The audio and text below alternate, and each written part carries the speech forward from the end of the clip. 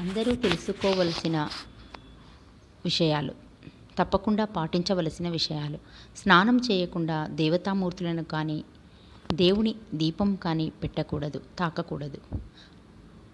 భోజనం చేసిన తర్వాత కాళ్ళు కడుక్కోకుండా ఉండకూడదు. నైవేద్యం లేకుండా పూజ చేయకూడదు. అటుకులు, బెల్లం లేదా బెల్లము, పుట్నాలు అలా ఏవైనా ఒకటి దేవుని ముందు పెట్టాలి.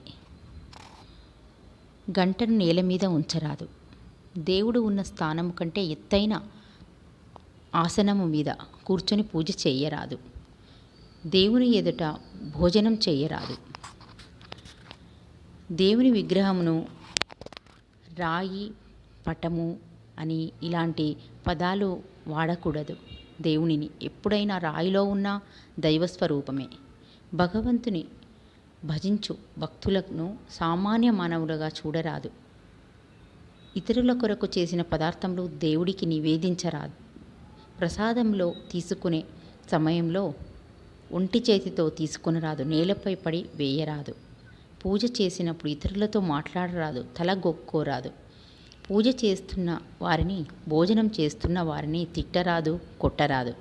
భగవంతుని నివేదించిన నైవేద్యం బహిష్టు స్త్రీలకు ఇవ్వరాదు. 5వ రోజు స్నానం తర్వాత మాత్రమే ఇవ్వవచ్చు.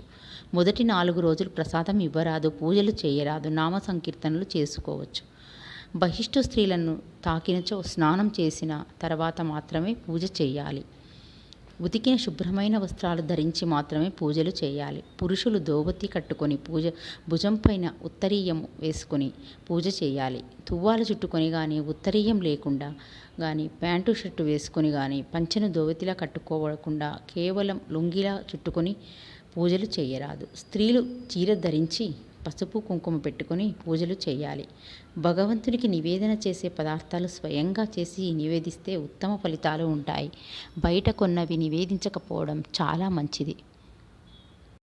ఇలా ఎన్నో రకాలైన పద్ధతులు ఉన్నాయి.